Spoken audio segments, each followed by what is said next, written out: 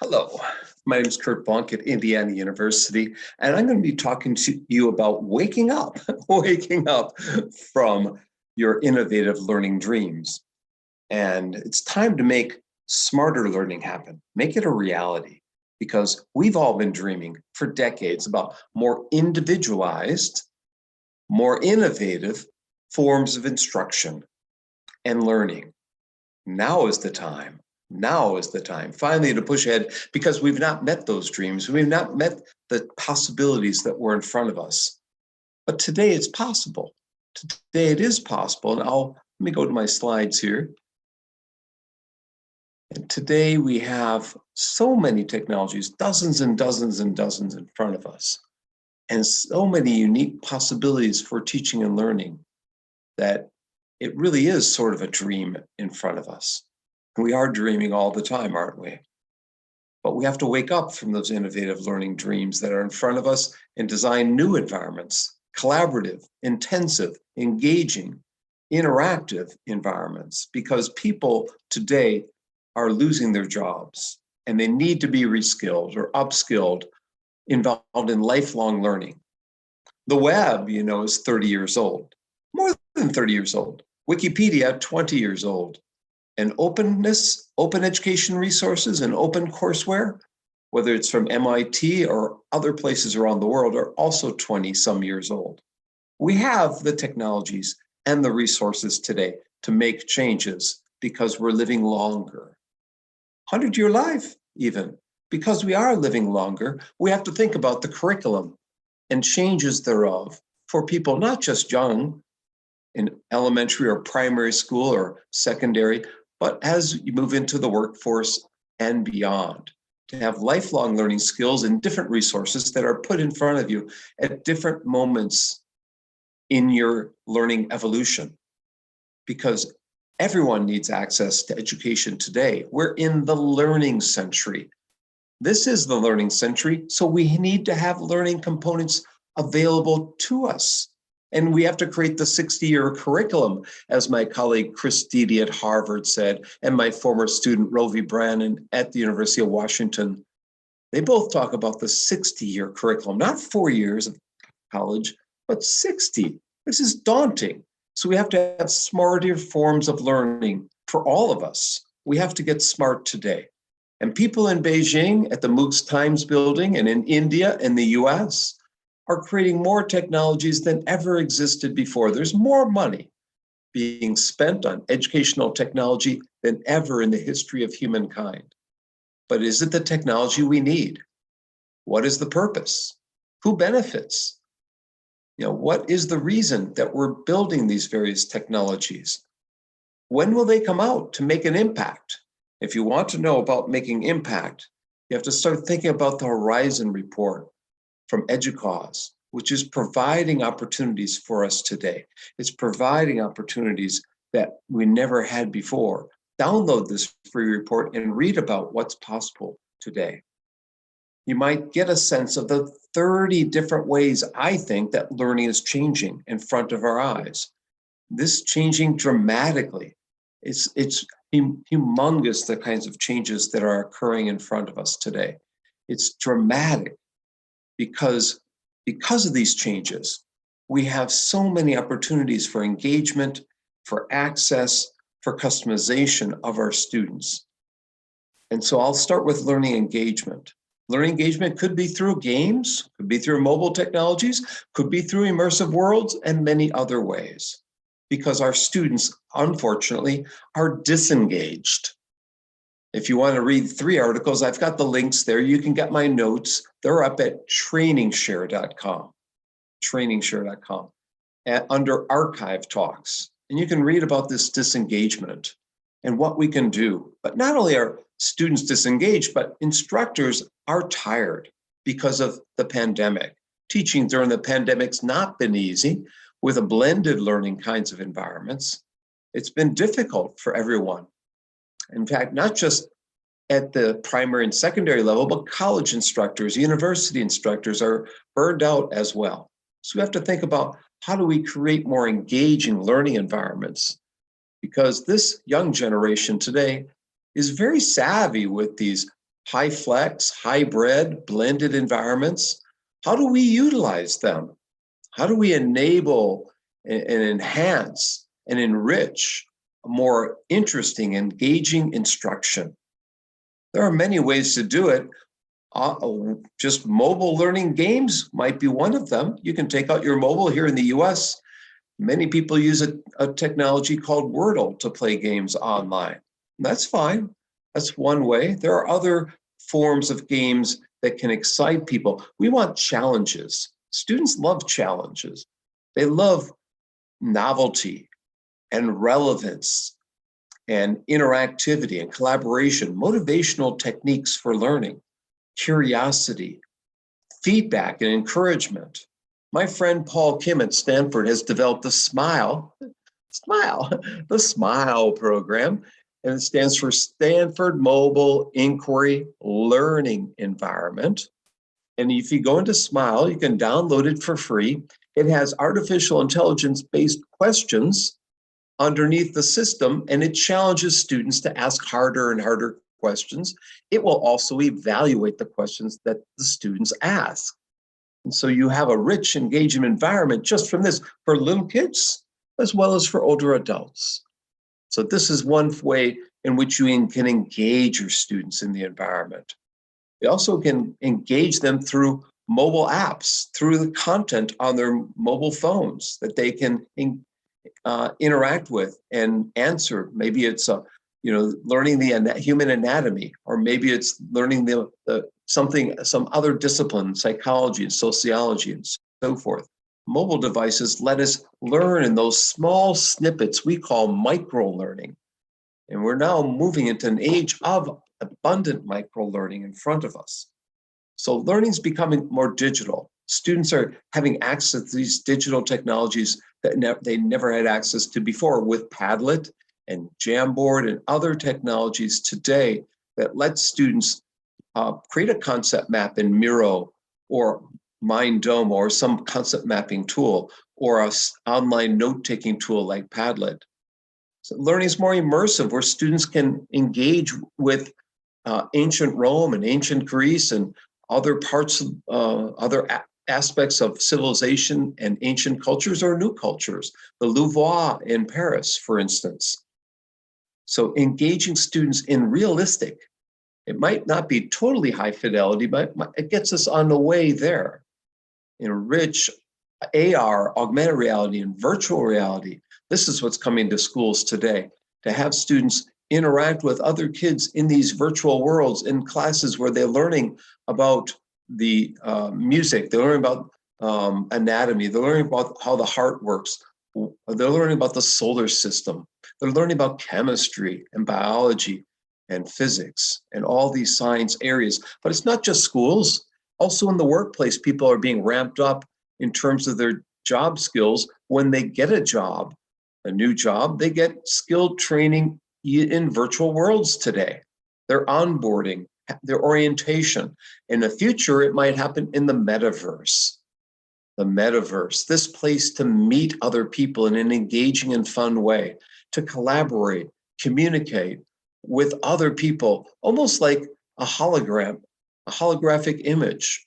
And by the way, these links are all hot link. You can download my slides at trainingshare.com and play all these videos if you'd like. Because today we're getting closer and closer to really having the metaverse or holographic meetings. In fact, in some places, it's already happening. One of my former students in Cyprus has a technology training lab where they have holographic displays, for instance, to create more of a social presence and cognitive presence and teaching presence, which we need for successful learning. We get into the second big trend out there. So the first trend was engagement.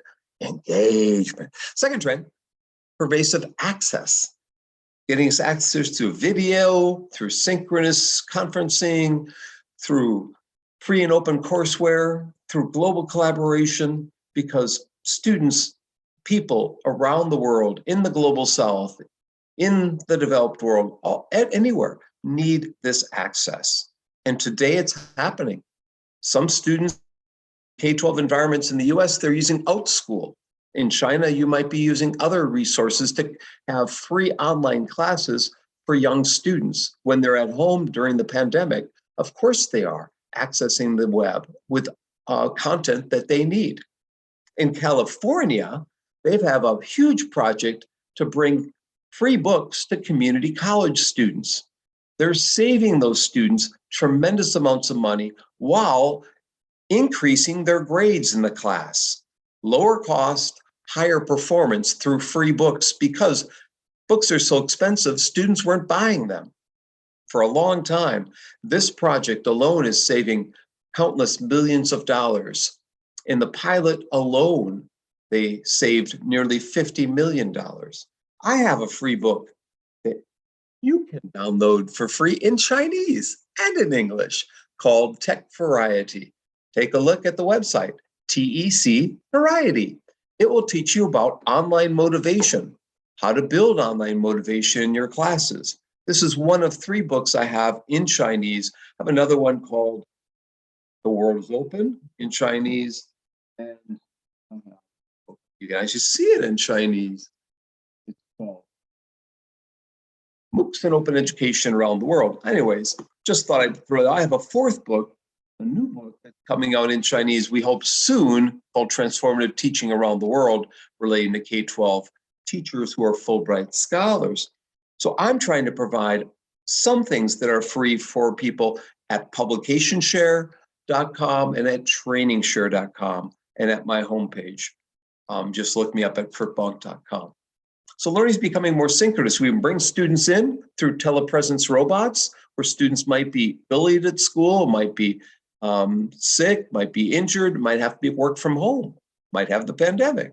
So we have synchronous, bringing the students in synchronously, or we can bring the teachers in synchronously, like this project in rural, where they bring in teachers to teach English from Shanghai and other parts of the world, as synchronous hybrid English for rural Chinese students. So synchronous instruction is just expanding tremendously, even before COVID. It'll still be hugely important after COVID, we hope.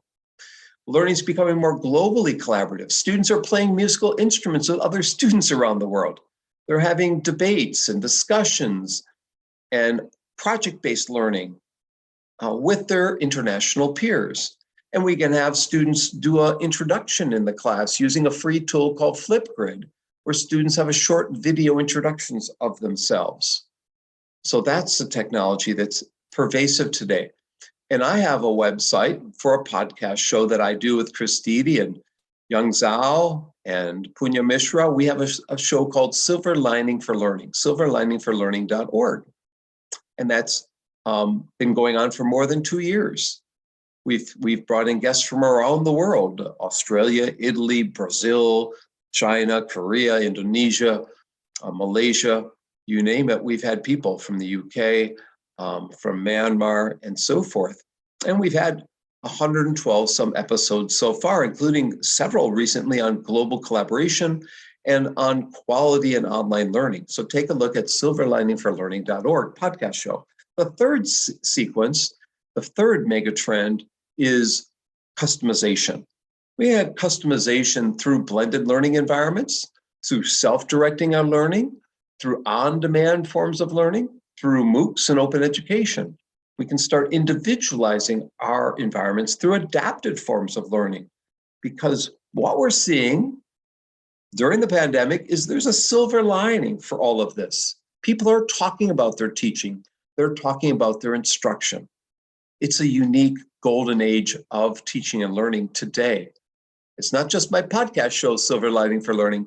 The silver lining is happening for all of us, because today we have hybrid learning or high flex, brought about my former student, Brian Beatty at San Francisco State. He has a free book on high flex learning. The link is there at edtechbooks.org/highflex.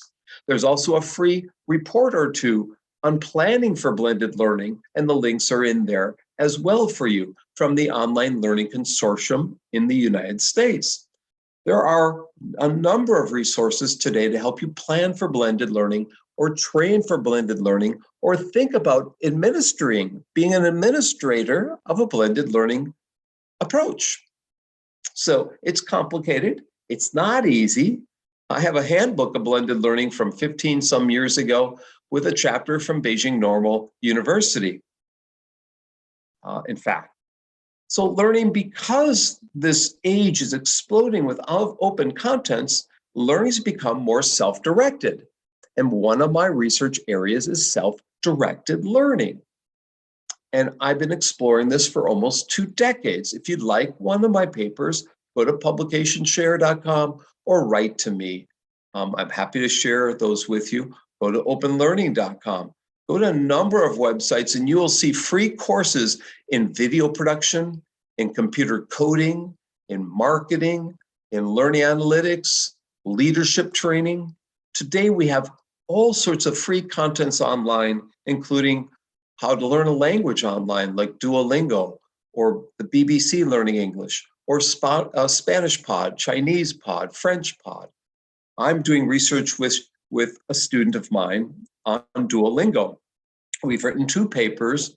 One we just got an award for. I'm happy to send that to you, or just, again, contact me with whatever you'd like to have. We're looking at motivation in online language learning. We're looking at self-directed learning and how to enhance that. I've also written a paper recently on 15 ways with Maina Ju, who is an alum. She got her master's at Beijing Normal, her doctorate at Indiana. Maina and I have been looking at self-directed learning, and we've got 2 papers about how to create self-directed learning environments, especially MOOCs and Open Ed, because some classes are getting millions of people to take those classes, such as this one at Yale University from Laurie Santos. And so we looked at her course, and what are the key aspects of the course that let people self-direct their learning? There's also personalized learning. If you go to the Khan Academy, they have all sorts of contents in math, in English, in communications, in algebra, in physics, in Spanish, and you name it. They have chemistry and so forth. Well, now the Khan Academy not only has a website, but they're creating a world school to help students around the world take advantage of all this free content and get them the resources that they need during COVID times, and an artificial intelligent agent underneath it assessing. Also during these times, we're seeing more modifiable environments, more expandable environments, more environments that you can change. At Indiana, we have an active learning classroom project called the Mosaic Project to help teachers learn how to create adaptive, modifiable, expandable, interpersonal, highly interactive environments. Learning is more interactive with chatbots that are on demand today. Chatbots will only increase in importance. I have 3 at home here that I can talk to. I talk to my computer all the time, and that will be the norm in the future. We'll be talking to technology, having a normal conversation with it, where in fact, in 20 years, we won't be able to differentiate if it's a human or if it's a computer, because the human voice is getting increasingly embedded in these technologies where they have AI voice actors who can speak, and the AI can adapt to different voices in different languages and accents, whether it's British accent or American accent. Learning is more personalized when we have technology from Intel that's created to help special needs people, where they can wink their eye and it can change something on the computer screen or control things through their muscle movements or eye movements or whatever they have. Lama Nachman at Intel is among those people creating them. I had a chance to work on a paper with her recently. I recommend you watch the video link in there, because today we're getting into an age where there's many ways to learn. And so because of this, because we're moving from short snippets all the way up to degrees, we're getting alternative credentials that are on the rise. That's what's growing. Micromasters, nano degrees, certificates. We're seeing learning happen, as I mentioned earlier, whether it's a certificate from Google or Microsoft or some other company. People need the skills training. They need to be upskilled and reskilled.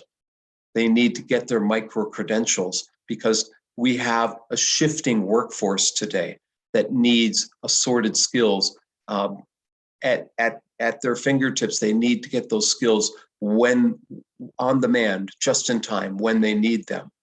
We're moving from macro learning from semesters or weeks or hours or days with other students and a teacher or a coach, to micro learning, which might be under 10 minutes in a easily accessible database with high quality, relevant, skill-based kinds of learning.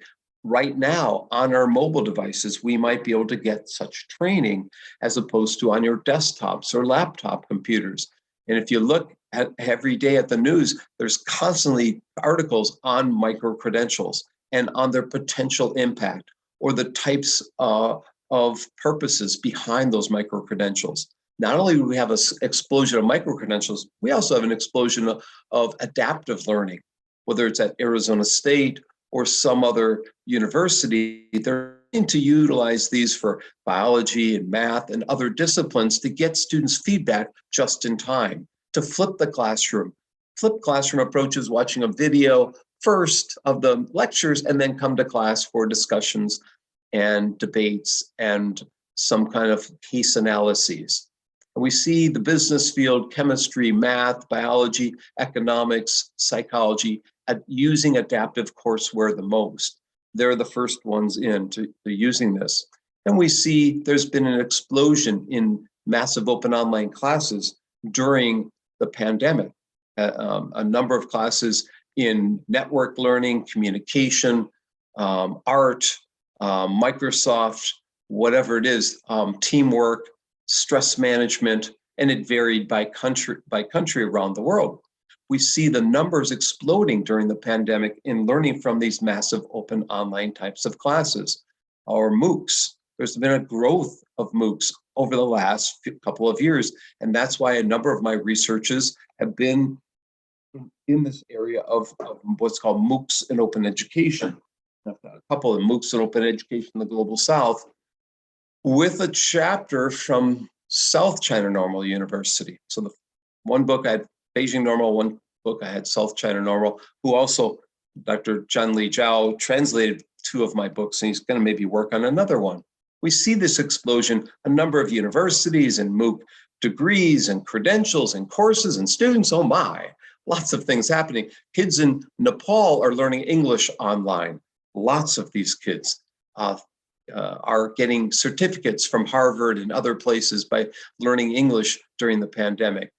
Kids around the world are doing climate change related activities, project-based learning with one of my colleagues at Cornell University called Courses for a Cause.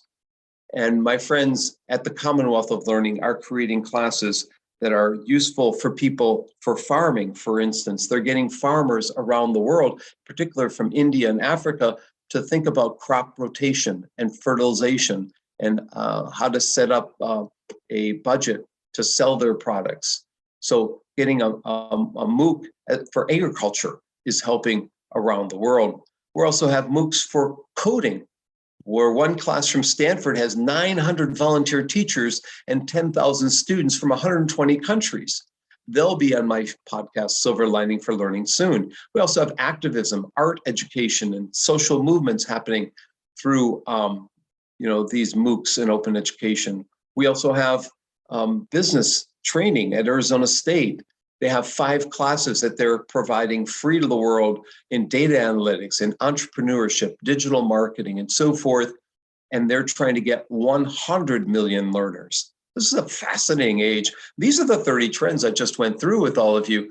Again, learning is more mobile, more social, more immersive, more direct from experts, more flip, more modifiable. It's more synchronous, more informal. Oh my God, any one of these things would be a major change. We have 30 things changing the world today that we need to consider, because tomorrow there's going to be even more.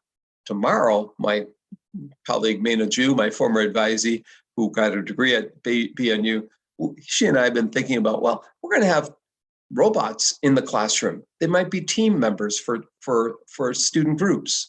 We're going to have more degrees possible, more certificates, more independent study, more self-directed forms of learning, just when you need it. And binge learning, learning a lot in a short amount of time whenever you want to be able to devote a whole day or a week instead of spreading it out over a semester. And your coach, your teacher might be a mentor for you that comes virtually at any time to tutor and train. And in Beijing, in China, they're creating Mandarin training, language training through interactive walls, if you will. So we'll have more embedded agents, more embedded AI to tutor us and train us. They'll be available to us on demand wherever we happen to be. We'll have a personal digital assistance in the form of Professor Einstein at our desk to answer our questions and respond to our needs, because we'll have those continued needs. We'll continue to learn, not just when we're in elementary and secondary school, not just in university, but when we decide to retire or move on to other forms of life experiences. We'll need the university of the third age, and we'll be in these meta worlds, because we'll be in the metaverse. We'll have a second self, our other self out there in the metaverse, and our real self in the physical verse.